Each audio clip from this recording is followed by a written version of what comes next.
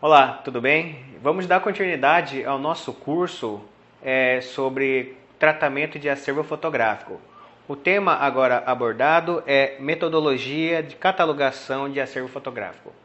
Bom, esse tema ele é mais conciso, ele é mais direto em relação ao que nós tratamos na nossa última aula, porque ele demanda um conhecimento maior sobre formas de catalogação e geralmente os profissionais, aqueles mais qualificados para fazer esse tipo de abordagem, são o biblioteconomista e o arquivologista, né? Nesse caso, eu vou apontar alguns códigos referentes à catalogação e acervo fotográfico que são tratados por esses dois profissionais, mas não entrarei muito em detalhes a respeito dos códigos que eles utilizam, até porque eles utilizam livros e conteúdos muito específicos da área por eles estudados.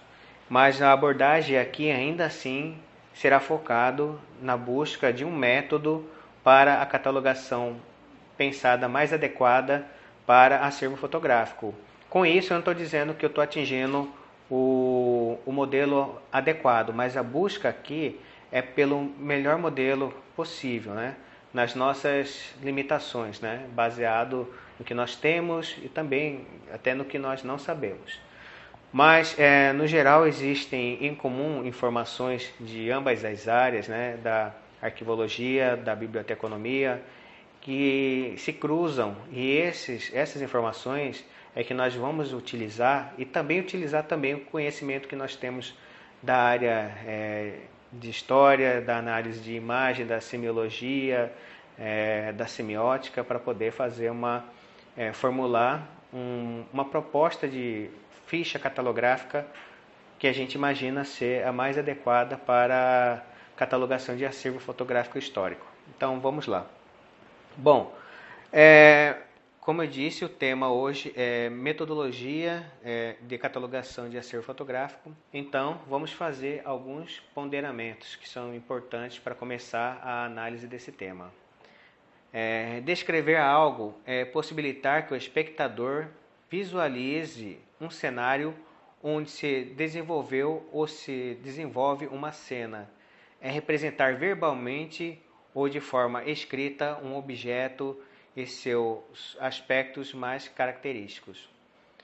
Um objeto descrito com profundidade permite deslumbrar até mesmo elementos que eventualmente podem ter passado sem ser notados pelo observador atento e trazer informações que não constam na imagem. Nesse sentido, podemos dizer que uma imagem não vale mais do que 1000 palavras. Sem dúvida, porque a análise da imagem fotográfica não é apenas em seus aspectos físicos e de realização técnica, é uma análise mais profunda, histórica. Então, essa análise histórica vai considerar as motivações que levaram o registro fotográfico, vai considerar também por que aquele tema é importante, o registro, e o que não é, principalmente o que não é mostrado na fotografia, porque a imagem, a fotografia é um recorte do real. Então ela é uma construção nesse sentido. Uma construção onde a gente escolhe o que apresentar e, consequentemente, escolhe o que não apresentar, né? Mas como uma análise um pouco maior, uma análise baseado na semiótica, a gente tenta dizer para além do que a imagem está registrado na fotografia, na imagem, né? O profissional responsável pela descrição da imagem fotográfica deve descrevê-la de modo que se tenha uma imagem única formada por motivos. Assim, encontra um documento com sucesso ímpar que as informações do mesmo estejam dispostas de forma clara e exata. Outro ponto muito importante: para se ter êxito na consulta de imagens fotográficas, em qualquer sistema em que se organize, é necessário um vocabulário controlado de modo a padronizar os descritores das imagens. Essa parte é muito importante quando ele fala de uma padronização, né? Um vocabulário controlado. O que isso quer dizer? Existem algumas referências, alguns elementos na fotografia que ele pode se repetir. De repente você vai analisar, vai trabalhar com um acervo de 500 fotografias e existem alguns elementos que se repetem em todas as fotografias ou em grande parte delas. Você vai ter que repetir, se você fizer num sistema analógico, escrevendo a caneta ou no papel ou escrevendo numa máquina de escrever, sim, você vai ter que repetir, sim. É necessário colocar o máximo de informações possíveis sobre aquela fotografia, né? Então, mas se você trabalha com um sistema informatizado, por exemplo, um programa, da maneira que ele for desenhado, pode possibilitar a pessoa, ao invés de ter que repetir sempre a mesma informação, por exemplo, o tamanho da fotografia, o formato dela, você pode simplesmente clicar em um item na caixa de diálogos e selecionar os formatos do tipo 18 por 24, 10 por 15, 3 por 4, são formatos padrões, né? Então, você clicando ali na caixa de diálogo, você economiza tempo na digitação das informações sobre a imagem que você está catalogando. Para isso, uma das ferramentas utilizadas para a recuperação de informações em um documento de modo uniforme nas bibliotecas é o AACR2, Anglo-American Rules, segunda edição, onde os profissionais encontram uma série de regras especificamente para descrever documentos e assim multidimensionar suas formas de acesso. Já no caso da arquivologia, eles utilizam o ISAD-G, que é uma das ferramentas utilizadas para descrever os documentos de arquivos. Para a biblioteconomia, os documentos iconográficos no AACR2 estão na denominação de materiais não livros, audiovisuais ou especiais. Para a arquivologia, são os instrumentos de pesquisa com o objetivo de melhor descrever uma instituição e não o valor em si. As diferenças entre um arquivo e uma biblioteca se acirram quando nos atemos ao suporte que cada uma coleta. Então, aqui é interessante ver que, ao mesmo tempo que pode parecer uma confusão entre duas áreas sobre a maneira de catalogar imagens, acervos fotográficos, na verdade, o que está acontecendo aqui é uma busca pela melhor forma de se fazer essa catalogação. Então, na verdade, são diálogos necessários de áreas diferentes para que se encontre a melhor proposta. Lembrando que existe o padrão técnico, né, como está sendo exposto aqui, cada área apresentando os seus códigos, né? Mas ainda assim, isso não elimina um simples fato de que cada acervo possui sua própria estrutura. Então, existe a independência do curador de buscar fazer um desenho técnico baseado, é claro, em informações técnicas de organização de acervo, mas buscar um formato adequado àquele acervo. Não é uma questão de repetir o que aconteceu em um museu, o que aconteceu em um acervo, repetir a mesma estrutura de organização para qualquer outro acervo. Não. É a busca pela melhor estrutura, melhor catalogação, melhor forma de organização para aquele acervo. E isso pode mudar tranquilamente, normalmente, para qualquer outro acervo. Na arquivologia, o processo de elaboração de um código no qual um padrão fosse seguido mundialmente foi mais tardio do que na biblioteconomia. Portanto, o nível de arranjo num arquivo é determinado pelo arquivista, que se baseia no grau de necessidade de seu usuário potencial.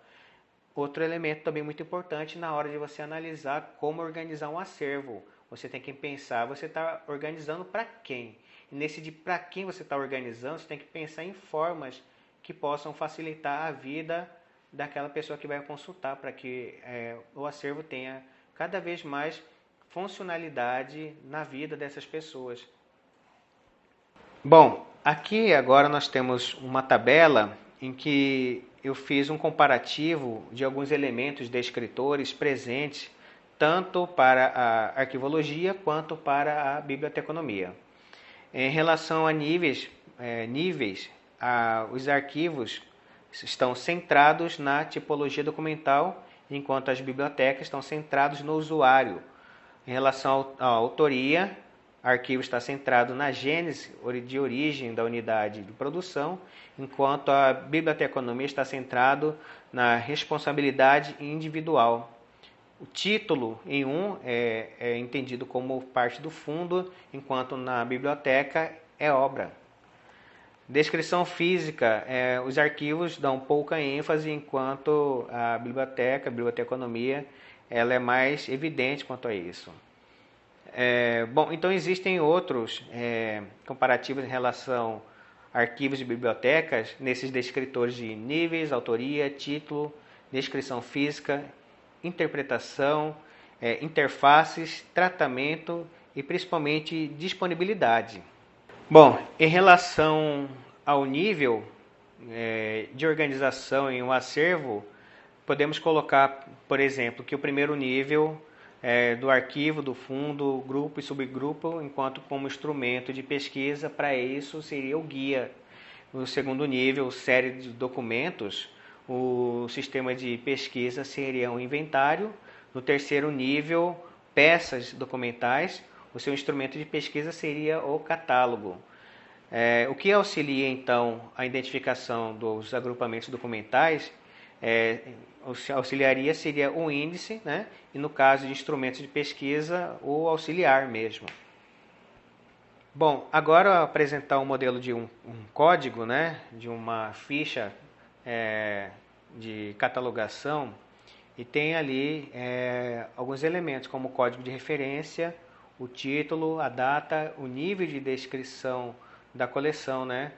Que aí você vai dimensionando no geral e não especificamente cada imagem, colocando a quantidade delas, o formato e aí por diante, né? Bom, o documento fotográfico possui uma característica fundamental. Seu significado muda com o passar do tempo e de acordo com a função que lhe é dada, e as instituições têm de lidar com esse fato. E para tanto, existem as normas e regras que sistematizam processos, delimitam parâmetros para a realização do que chamamos tratamento documental. Sobre a descrição do documento fotográfico, a diferença encontrada é o fato de que a biblioteconomia ela é mais sucinta em suas descrições e a arquivologia precisa de mais elementos contextuais. É explicável pelo fato de que os documentos de arquivos seguirem as regras de respeito à sua origem e precisarem ser contextualizados e relacionados dentro do acervo. Isso é muito importante porque a partir desse pensamento você coloca aqui uma fotografia, ele tem uma vida muito mais do que o que está descrito na imagem. É o momento que aquela imagem circulou, saiu de uma instituição, foi para outra, de repente participou de algum comercial, faz parte de alguma referência de uma tese, de uma dissertação, está presente em algum livro, em alguma ilustração, foi representado de uma outra maneira em alguma exposição. Então, isso mostra que uma imagem ela ganha circulação na sociedade e também dentro de arquivos mesmo, ela circula. Então, é importante registrar a vida dessa imagem, quanto que essa imagem circulou. Para a arquivologia, a descrição fotográfica será utilizada e determinada pelo seu uso dentro da sociedade, pelo armazenamento, pela instituição adequada e pela função que esta dará ao documento. Ainda sobre os códigos de classificação da biblioteconomia e arquivologia, é possível apontar algumas diferenças quanto às áreas de descrição dos materiais baseados em códices específicos. Aqui nessa planilha foi montada uma tabela descrevendo esses códigos a partir da área de descrição. Então temos aqui algumas áreas como área de formação do conteúdo e do tipo de mídia, área do título e indicação de responsabilidade, área de edição, área dos detalhes específicos do material ou tipo de recurso, área de publicação, distribuição e etc., área de descrição física, área da série e área das notas, né? Bom, então vamos lá. Segundo a primeira, área de formação do conteúdo do tipo de mídia, o AACR2 foca na forma de conteúdo específico de movimentos específicos de dimensão, tipo e de mídia. Essa área de código AACR2 está focado na forma de conteúdo, especificação de movimento, especificação de dimensão, tipo de mídia. E já na área de título e indicação de responsabilidade, está focado em títulos principais, designação geral do material, título equivalente, outras informações sobre título e indicação de responsabilidade, né? Enquanto o ISDB vai focar em título principal, títulos equivalentes, títulos complementares e título e menções de responsabilidade. São elementos muito próximos que por isso foram agregados nessa mesma tabela para mostrar como existe uma aproximação desses valores que justifica então adotar alguns para um novo modelo de catalogação que seja mais específico. Lembrando, no caso do acervo, nós temos esses valores de catalogação, esses códigos de catalogação que você vai utilizando, tem os padrões que acabam se repetindo e é esse que estamos vendo aqui, e tem aqueles que são mais específicos, que vão surgindo conforme a natureza do próprio acervo. Então é importante notar que o acervo em sua própria constituição ele é muito vivo, porque ele necessita de uma leitura clara sobre os temas presentes nele, para que possa ser feito uma ficha catalográfica e, consequentemente, seja alimentado essa ficha catalográfica de forma mais adequada possível. Então, o que eu estou querendo dizer, no final das contas, não é uma coisa que está feita e acabada, amarrada. Ela precisa sempre estar ali sendo revista. Então, é um grande erro quando as instituições adotam um sistema de catalogação e depois disso passam a se preocupar unicamente na entrada dos documentos, na entrada dos materiais para serem catalogados. A catalogação ela precisa dessa revisão. Ou então você pega um modelo de catálogo e cria campos genéricos que possibilite você colocar informações que, se você colocar numa ficha muito fechadinha, de quais elementos que ali devem ser colocados, que ali comporta, se você fizer isso, chegar um material que não comporta nesse sistema, você logo não vai conseguir identificá-lo da maneira correta. Então, se você não identifica o material de maneira correta, fica difícil você recuperar a informação através de busca. Biblioteconomia e arquivologia são atividades profissionais que, apesar de serem partes da mesma base, a ciência da informação, são distintas em função e em objetivos. Se ainda considerarmos a que fim se destina a organização de um acervo fotográfico histórico, torna-se mais urgente rever a forma de organização do acervo, posto que a história, enquanto ciência, possui teoria e método próprio para a descrição de material fotográfico. Então, isso daí que é o ponto que eu quero chegar. Nós acabamos de ver um pouquinho sobre um comparativo da arquivologia e biblioteconomia, e por mais que sejam diferentes, o objetivo acabam sendo não o mesmo, mas semelhante, né? Você trazer o máximo de escritores para poder organizar que seja uma biblioteca, um acervo fotográfico, uma reserva técnica, um local de arquivo, seja público ou privado, mas é possível perceber que ambas ciências, a arquivologia e a biblioteconomia, possuem campos semelhantes, e esses campos que serão aproveitados, é claro, pela gente, aqui vamos buscar criar um formato adequado para a catalogação de fotografias em acervos históricos. O modelo de descrição utilizado pela historiografia moderna baseia-se no modelo de Erwin Panofsky, descrevendo a fotografia em 3 níveis de interpretação que corresponde a 3 níveis de significado. O primeiro, voltado ao significado primário ou natural, é o da descrição pré-iconográfica. Essa descrição consiste na identificação de formas puras, bem como de objetos e eventos presentes na imagem. O segundo nível, voltado ao significado secundário ou convencional, é o da descrição iconográfica. Diferente do nível anterior, esse consiste não somente na descrição pura e simples dos objetos retratados, mas na ligação das composições da imagem com assuntos e conceitos. O terceiro e último nível, voltado ao significado intrínseco ou conteúdo, é denominado descrição iconológica. Esta descrição é definida pela descoberta de interpretações dos valores simbólicos presentes na imagem. Bom, então basicamente explicando esses 3 níveis. O primeiro nível, né, o pré-iconográfico, é uma descrição pura e simples, dizendo, por exemplo, pegando uma fotografia, por exemplo,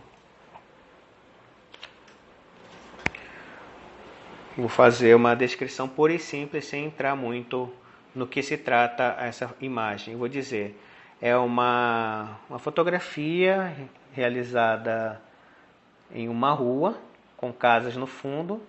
Existem pessoas segurando uma bandeira, que tudo indica uma bandeira de santo, de algum evento religioso, certo? Então, com isso, eu estou fazendo uma descrição primária, simples. São pessoas na rua segurando uma bandeira de santo. Se eu for fazer uma descrição um pouco mais atenta, aí eu já entro no outro nível, que é no nível iconográfico, né? No nível iconográfico, eu já vou descrever que aqui se trata, olhando pela imagem, que se trata de uma bandeira de santo, de um evento São João Batista, certo? Está a imagem do santo ali e a seguinte frase embaixo: rogai por nós. O que representa essa imagem? É a coleta de ofertas, né, para um evento que é realizado dentro da própria igreja. A igreja se chama Igreja João Batista, fica no bairro Grande Terceiro. Então é a igreja que é muito próximo da comunidade. A comunidade se organiza para arrecadar dinheiro para os eventos que acontecem na própria igreja. É uma data comemorativa, então por isso eles fazem essa caminhada pelo bairro com a bandeira, onde as pessoas colocam a oferta, a bandeira entra na casa, e aqui estão presentes moradores e principalmente pessoas que fazem parte da comunidade, não só no bairro, mas também na própria igreja. Se eu for entrar num nível mais profundo ainda, que é o nível iconológico, eu vou estar falando da importância do cristianismo e da igreja como elemento agregador das pessoas em comunidade. Eu vou citar o exemplo desse bairro, vou falar dos membros que fazem parte dessa comunidade, como que ela é ativa, como que as pessoas da comunidade se relacionam com a igreja e com esses eventos que acontecem, né? Então eu vou caminhar no nível muito mais profundo do simbólico, do evento de carregar uma bandeira, o que isso representa, por que as pessoas não só contribuem com o dinheiro, mas também esperam que a bandeira entre dentro da casa e as pessoas toquem na bandeira como fosse um pedido de segurança na família, de riqueza, de saúde, prosperidade. Então tudo isso no imaginário dentro do que é não só essa sociedade nesse caso, mas a respeito um pouco do próprio catolicismo na atualidade. Então são questões que eu posso abordar muito além do que está presente aqui nessa fotografia.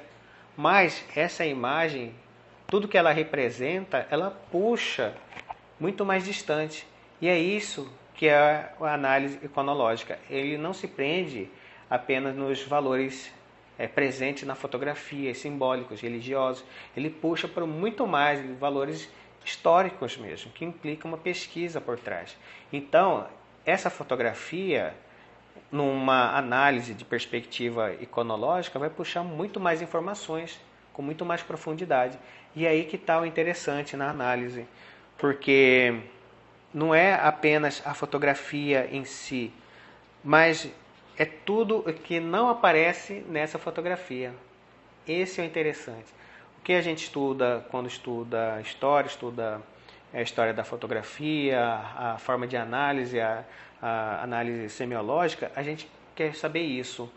O que não está presente nessa fotografia que eu preciso saber para entender com clareza o quão importante essa fotografia é, não só para minha família, como também para a comunidade que está representada nela.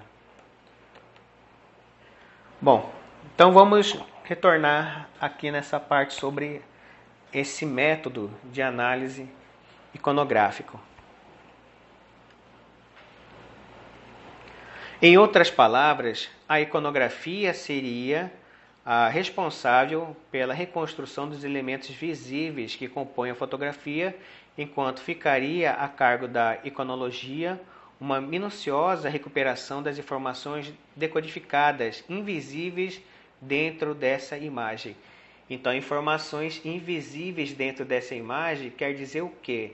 Quer dizer que existem informações que nós sabemos, mas não apenas pela imagem, mas que estão diretamente relacionadas com ela.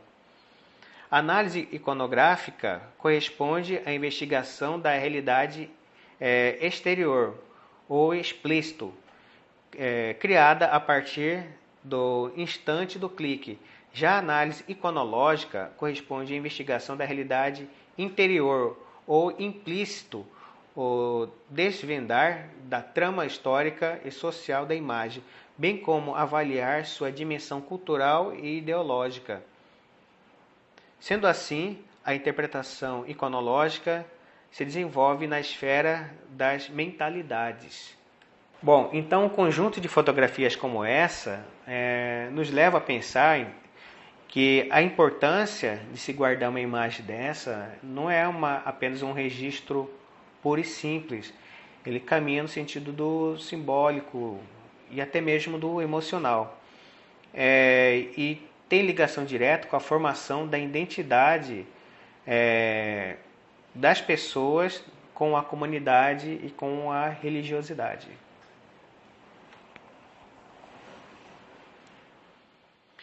Ainda nos servimos dos métodos da arquivologia.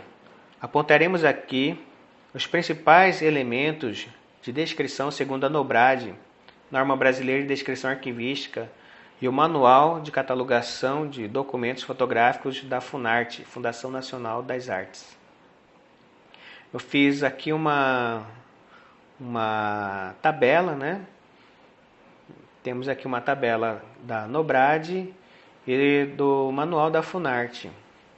Ela é interessante porque é possível ver os descritores da NOBRAD e os descritores da segunda Funarte. Então temos lá relação à NOBRAD, código de referência, título, data, nível de descrição, dimensão e suporte, nomes dos produtores, condições de acesso, âmbito e conteúdo, condições de reprodução, unidades de descrição relacionadas, notas do arquivista, pontos de acesso e indexação de assuntos, enquanto o manual da Funarte vai apontar os seguintes códigos: título principal, local e data da imagem, indicação de responsabilidade, data de produção do item, local de publicação ou dimensão, nome do editor, distribuidor e data de publicação, quantidade e designação genérica, designação específica, outros suportes primários diferentes do papel, formato, cromia, dimensão, série e notas. Existe a partir da leitura desses dois descritores, um da NOBRAD e outro da Funarte, então é possível notar, rever o que eu já tinha falado, que existem elementos em comum e esses elementos, eles, se são em comum, eles não podem faltar.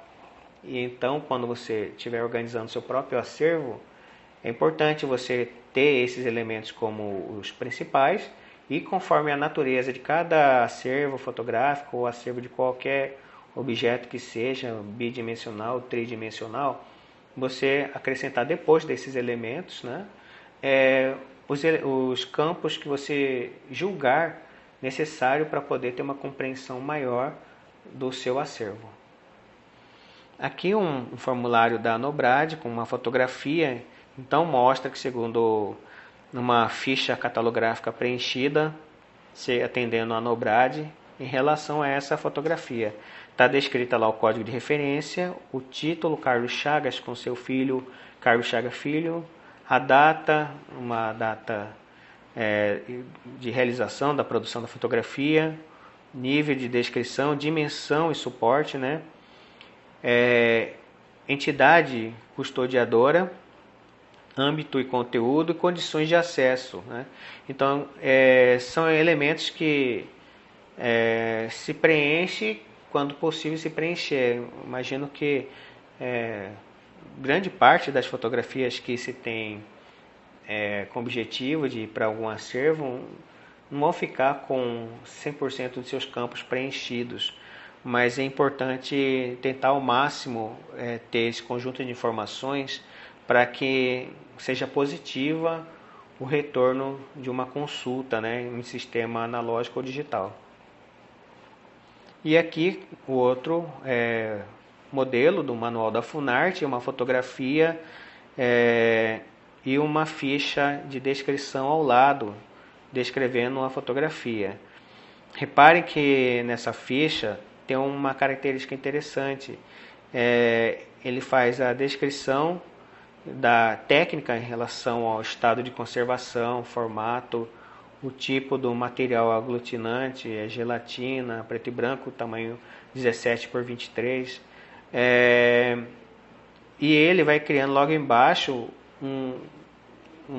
número 1, foto íris, segundo arquivo Antônio Carlos Ribeiro de Andrade. Esses elementos, num sistema informatizado, eles são recuperados. Então é interessante que, dependendo do quanto é frequente algumas informações, se criar, colocar nesses campos a possibilidade de você selecionar esses itens, né, que se repetem. Percebe-se nesse quadro comparativo e seus exemplos recíprocos que existem elementos que se repetem em ambos, que podemos entender como básico para toda a descrição fotográfica, indiferente do código descritor adotado. São esses. Então, quais são os elementos que nós percebemos que se repetem, os descritores que nós reconhecemos que se repetem com frequência nesses códigos? Natureza do suporte, formato, enquadramento, lente e filtros, tempo, tipo de luz, qualidade técnica, ângulo de visão e eixo, planos e posição. Então, a partir daí você já tem alguns elementos que são os básicos. Então, basta você agora começar a conhecer e entender o seu próprio acervo para saber quais que você vai acrescentar para tornar esse retorno na busca mais dinâmico, mais positivo, né? Bom, existem algumas questões que você tem que perguntar para poder pensar a melhor maneira de organizar o seu acervo, né? Que basicamente é quem, onde, quando, como e o que, né? Então, o objeto enfocado, seres vivos, artefatos, construções, acidentes naturais, esse seria o quem, né? O onde, localização da imagem no espaço geográfico, por exemplo, São Paulo ou qualquer outro local, né? Então é onde. Quando você vai colocar, é claro, a data, como, né? Como ou o que é a descrição de atitudes ou detalhes recíprocos de objeto enfocado, quando este é um ser vivo, exemplo, um cavalo galopando, criança com roupa do século XVII. A identificação de enquadramento muitas vezes é incluída aqui, por exemplo, vista parcial de uma igreja ou close de um personagem X. Então quer dizer o que? a arquivologia, a biblioteconomia, ou toda a ciência assim que se presta a buscar organizar, não chega às informações prontas e acabadas. Isso depende de um olhar bem analítico de quem vai fazer essa organização, essa catalogação, quem vai lançar essas informações. É muito provável que essas pessoas não vão pegar a fotografia e virar o verso dela e vai estar uma descrição total de todos os personagens, a data. Hoje, em muitos equipamentos modernos, é possível, por exemplo, uma fotografia digital, uma máquina digital de boa qualidade, de ponta, aparecer a localização da pessoa em GPS, por exemplo. Isso ajuda a dar localizar onde foi realizada a fotografia. Mas esse tipo de informação vai ser muito útil se não perder informações do metadado. Então é como se fosse o verso da fotografia, né? As informações que se guarda ali. E acaba se corrompendo muitas vezes essas mídias digitais quando são transmitidas, por exemplo, pela internet, por e-mail. Essas informações são perdidas porque a fotografia, que está numa resolução alta, ela é comprimida e nesse processo de compressão, essas informações contidas no metadado desaparecem. Bom, aqui temos outro modelo, uma imagem, está lá, figura número 6, Festival de Lanternas de Ripem, fonte Justin NG 2012. Então, aquelas perguntas que foram colocadas anteriormente ali, onde, quem, quando e como, acabam se realizando aqui, né? Ali as categorias, quem, né? Monges budistas, uma resposta do genérico ao mais específico. Onde, Chiang Mai, Tailândia. Quando, 2012, como monges acendendo e observando as lanternas lançadas ao ar no Festival das Lanternas de Ripem. Essa fotografia é sobre o quê? Sobre o Festival de Lanternas de Ripem. Então é interessante que são perguntinhas simples, mas essas perguntinhas possibilitaram, são perguntas muito interessantes, simples, e que possibilitaram esclarecer sobre as informações necessárias dessa imagem. Bom, então isso leva a pensar o seguinte: a informação está dada na imagem, na fotografia, mas a informação ela não se entrega para quem não sabe fazer a pergunta correta. Então, basicamente, isso é presente, por exemplo, para todo historiador, quando vai fazer uma análise de uma imagem, de algum objeto tridimensional, o que for, a informação ela não se entrega para ter acabado. Os objetos precisam ser interrogados, os livros precisam ser interrogados. Quando se lê, não deve se acreditar passivamente apenas no autor, se deve dialogar com ele. Então essas coisas precisam ser dialogadas. Não deve ser apenas olhar uma imagem e consumi-la como sendo o real. Porque a gente volta naquela questão. A fotografia ela é parte do real porque ela é um recorte do real. E o recorte foi definido por uma escolha. Uma escolha é feita por valores pessoais. Então, quando a gente vê uma imagem, a gente vê porque alguém quis que a gente visse. Bom, continuando aqui, eu formulei uma tabela e nessa tabela existem os principais elementos que devem constar na catalogação de uma fotografia ou de um conjunto, um acervo fotográfico. Então está ali, os tópicos principais são acervo fotográfico, suporte físico, elementos agregados, histórico e outros, né? Então vamos olhar parte a parte cada um desses itens, principalmente fazendo uma referência como um estudo real, um estudo de caso a partir de alguma imagem. Então, bom, eu vou pegar agora uma fotografia, deixa eu colocar primeiro a luva, né?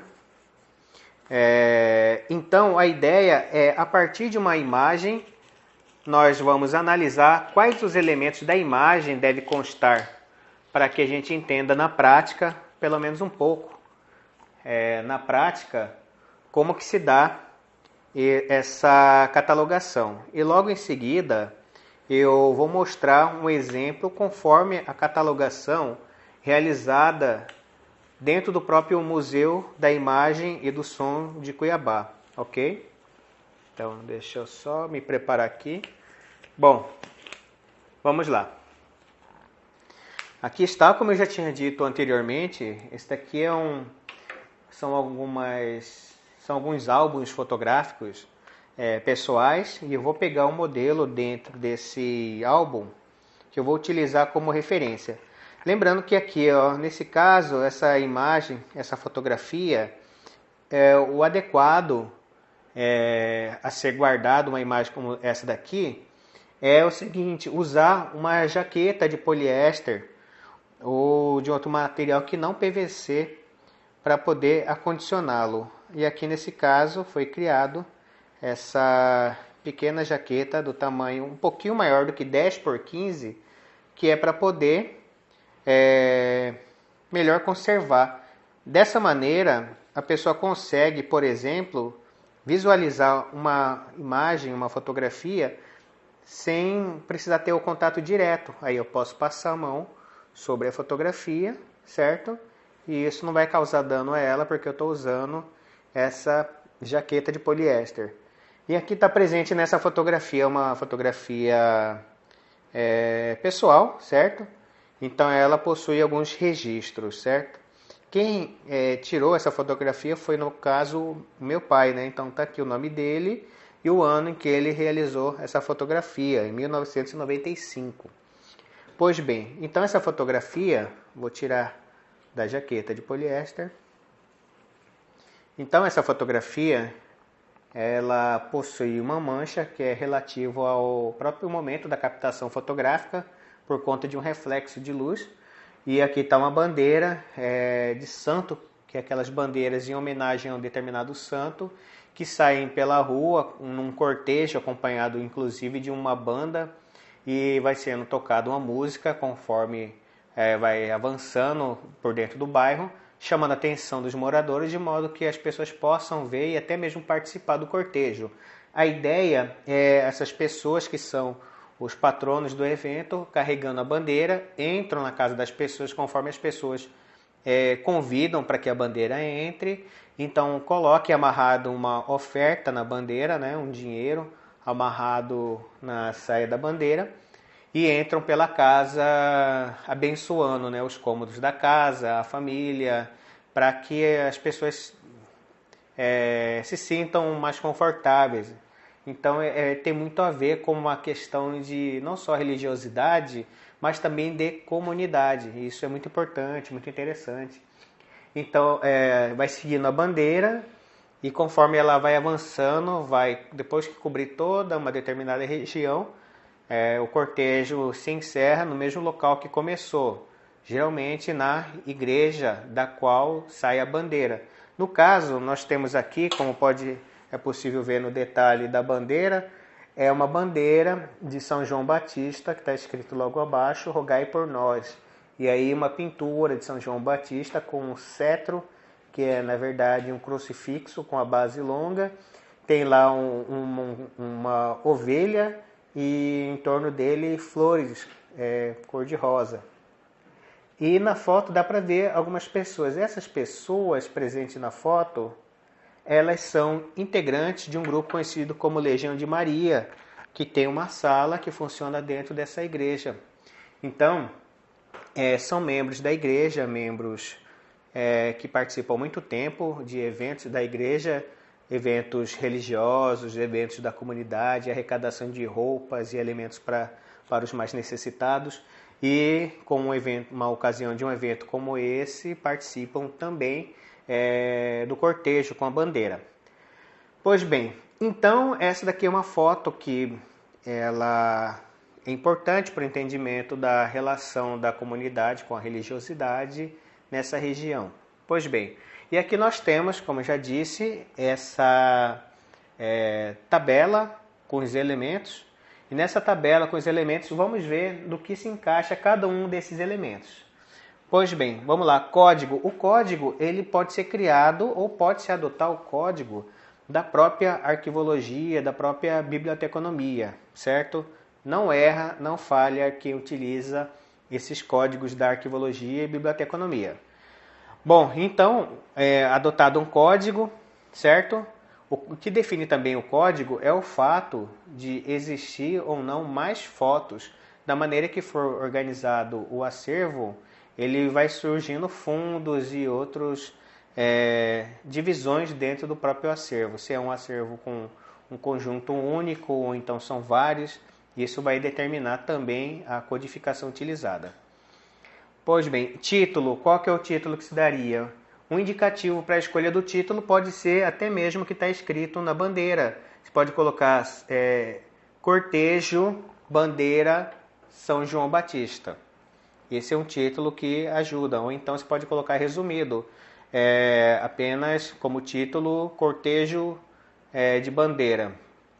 Legenda é apenas se constasse alguma legenda nessa fotografia, né? No caso, você também pode utilizar o que está escrito na bandeira como parte da legenda.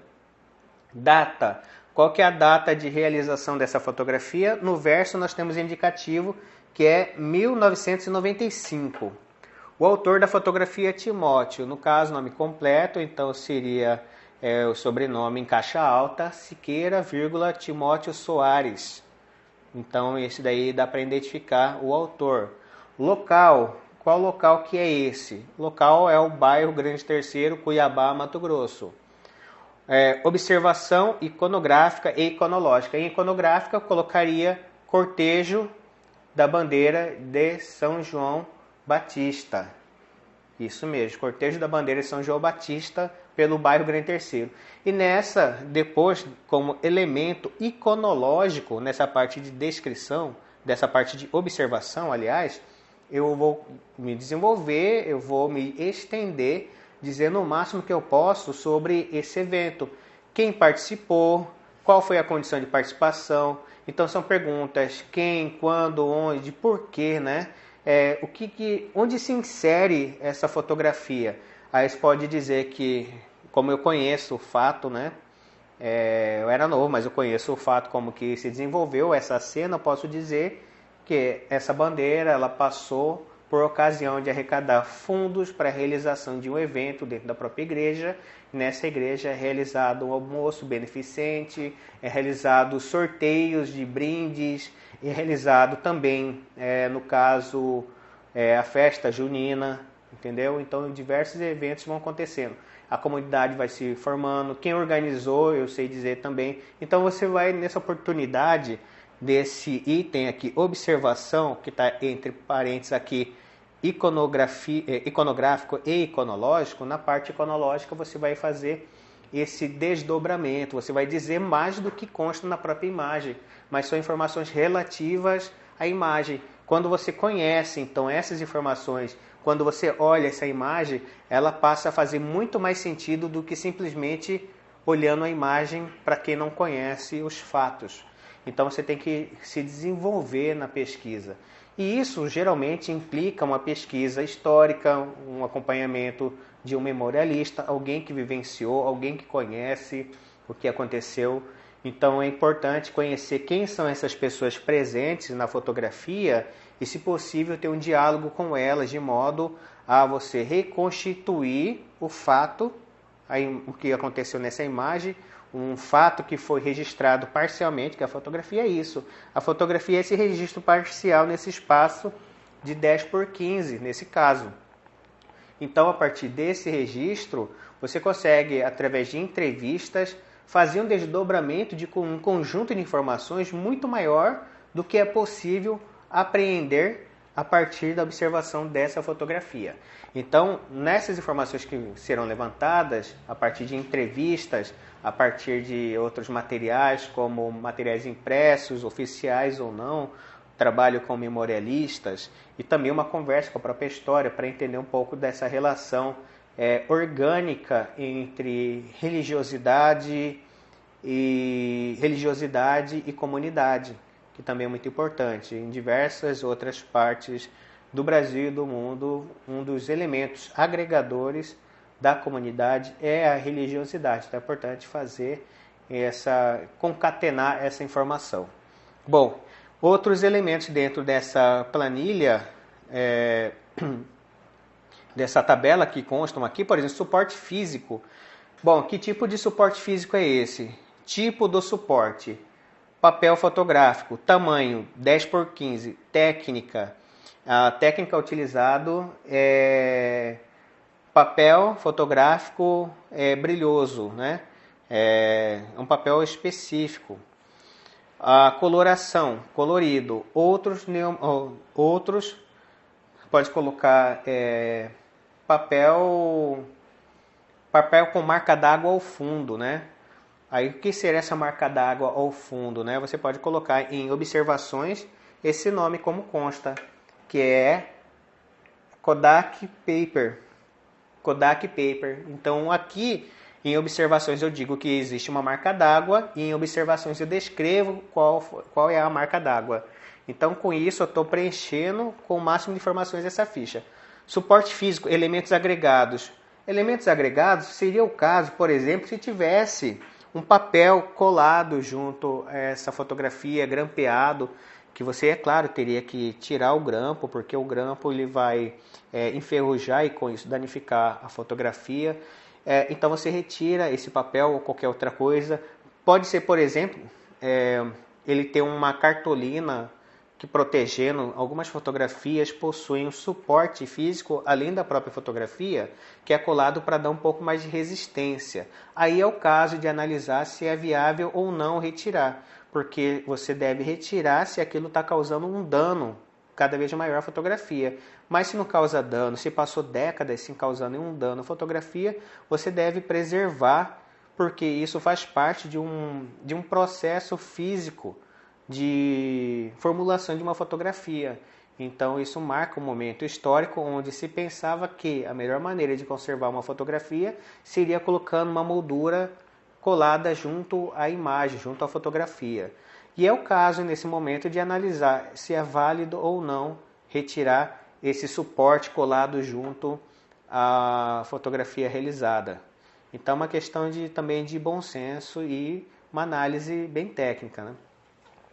Então, aqui em suporte físico, elementos agregados, tem ali título, legenda, carimbo, impresso. Tem algum carimbo, algum impresso, alguma escritura, alguma coisa de um elemento agregado à fotografia? Não, é apenas o papel fotográfico mesmo, nada mais. O que tinha para ser colocado, além da própria imagem realizada, é o que está escrito aqui. Então, se coloca ali suporte físico, observações, colocou já que é a logo da empresa fabricante desse papel fotográfico, consta lá Kodak Paper. Também se pode colocar no verso assinatura e data do autor da fotografia, escrito Timóteo, 1995. Pronto. Histórico. Esse histórico diz respeito, por exemplo, se essa fotografia entrasse para uma reserva técnica, um acervo fotográfico, e ela fosse, por exemplo, utilizada em algum evento, em qual evento foi utilizado, quando foi utilizado, por que foi utilizado, como foi utilizado. Então são coisas que você deve constar no histórico dessa fotografia. Vamos dizer que ele saiu em alguma propaganda de plano de saúde. Então eu coloco quando que essa fotografia saiu para poder integrar a publicidade desse plano de saúde. Quando que foi? Para qual local foi?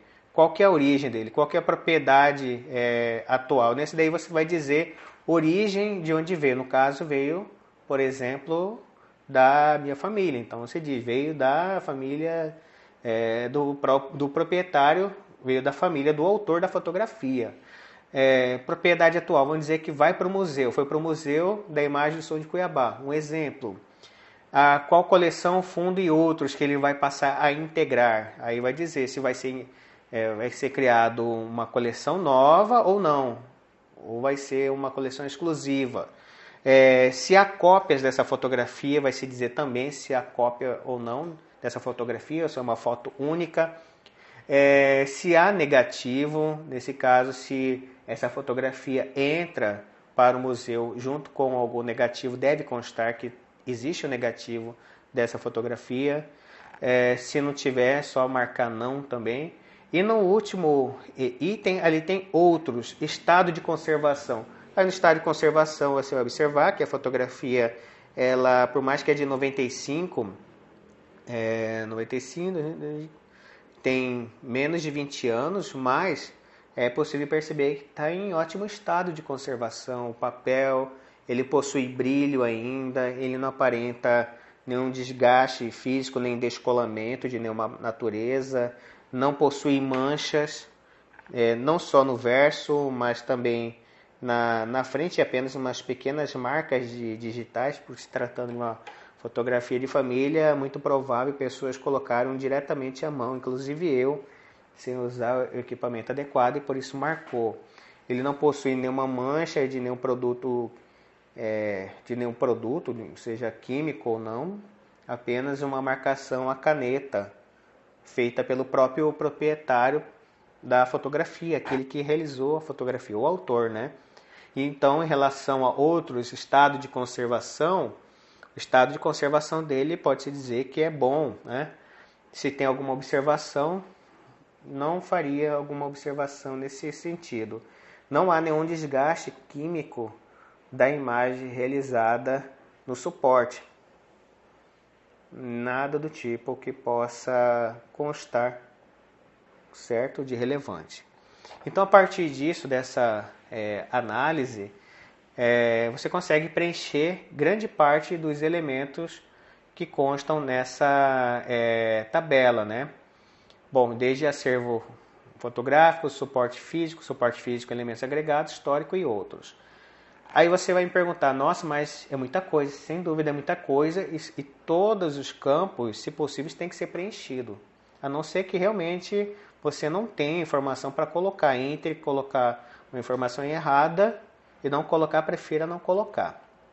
Bom, mas de que maneira então eu poderia fazer isso, preencher, imaginando que são várias fotografias nesse álbum ou vários nessas daqui? O que eu poderia fazer então para dinamizar essa organização, essa catalogação, né? O que eu poderia fazer é utilizar um sistema, como eu falei, esse sistema onde você já deixa alguns elementos pré-preenchidos, né? Aqueles que se repetem com constância. Por exemplo, aquele elemento tamanho suporte, que é o tamanho da fotografia, do suporte onde está a imagem fotográfica registrada. Então, como você pode perceber, esses 3 álbuns possuem fotografias do tamanho 10 por 15. Então, é uma informação que eu não preciso estar escrevendo sempre 10 por 15. Então, se informações que se repetem com constância, o que eu vou fazer? Eu vou criar, dentro de um sistema, de um programa, um botão onde eu vou selecionar o tipo do tamanho, e só com um clique apenas eu defino. Algumas informações vão se repetir. Então, a ideia é que o sistema faça essa repetição por você, que você não precise estar digitando sempre. Até porque, se digitar sempre, uma hora ou outra, você vai criar um espaço entre um número e outro, entre um símbolo e outro, e isso vai dificultando o sistema retornar uma consulta mais precisa. Pois bem, então repare que ao final o que se espera no sistema informatizado numa busca, buscando, por exemplo, buscar sobre bandeiras, religiosidades, usa algumas palavras-chave, e é claro que vai retornar muita informação de acervo. E nessas, se você encontrando uma imagem como essa daqui, espera-se que, se seguirem esse processo de catalogação, você vai encontrar a imagem e mais uma ficha com informações sobre esta imagem. Então é importante manter esse link. O código que deve constar na ficha de catalogação, aquele código logo no começo, é o mesmo que deve constar aqui na foto. Se possível, assim, se for algum suporte da qual ele não vai sair, tudo bem. Mas se não for possível, que marque na foto, mas a lápis. nunca a caneta. É claro que essa marcação à caneta se deve porque essa fotografia é de particular, e sendo particular, cada um faz sua escolha, né? Mas, é claro, você deve fazer isso, quando for fazer uma catalogação mais precisa, fazer com lápis macio do tipo 3B, por exemplo. Aí, então, com essa informação, você sabe que a imagem está, por exemplo, lá, número 127, código, um número assim, só para exemplificar. Eu tenho a ficha com toda a informação sobre a fotografia e aqui eu tenho a fotografia. É claro que ela, depois de digitalizada, ela vai constar junto com essa ficha catalográfica. De modo que essa fotografia não vai precisar estar passando de mão em mão, até mesmo para quem estiver consultando uma imagem, buscando a imagem. Porque essa pessoa que estiver consultando a imagem num banco de dados informatizado, em um programa adequado, o que se espera é que o programa retorne para ele na busca, retorne a imagem digitalizada mais a ficha catalográfica da imagem. Então, essa fotografia ela vai ficar preservada, fisicamente vai ficar preservada dentro do acervo, enquanto ela, digitalizada, pode circular mais livremente. É importante, então, criar, no momento de digitalização, uma matriz de excelente qualidade, de modo que ela possa ser reproduzida conforme o interesse daquela pessoa que estiver pesquisando, que ela possa ser reproduzida em tamanhos muito maiores. Então, é essa a estratégia, é essa a ideia, como eu disse para vocês. E aqui nós temos o exemplo da ficha catalográfica, né, de catalogação do MISC, Museu da Imagem do Som de Cuiabá. E em seguida, a imagem de uma ficha catalográfica já preenchida com a imagem ao lado. Bom, pessoal, então é isso. Eu gostaria de agradecer a presença e a participação de vocês. Espero que de alguma maneira esse curso esteja contribuindo para que vocês pensem em maneiras de organizar acervos fotográficos, como organizá-los, né? E quebrar um pouco essa mítica de que nós consumimos apenas imagens, nós devemos questionar as imagens, dialogar com elas. Até porque, diferente do dito popular, acredito, e também muitas outras pessoas acreditam que uma imagem não vale mais do que 1000 palavras. Elas precisam ser questionadas para que então a gente possa ter informação suficiente para falar por elas, certo? Então, obrigado pessoal, até a próxima.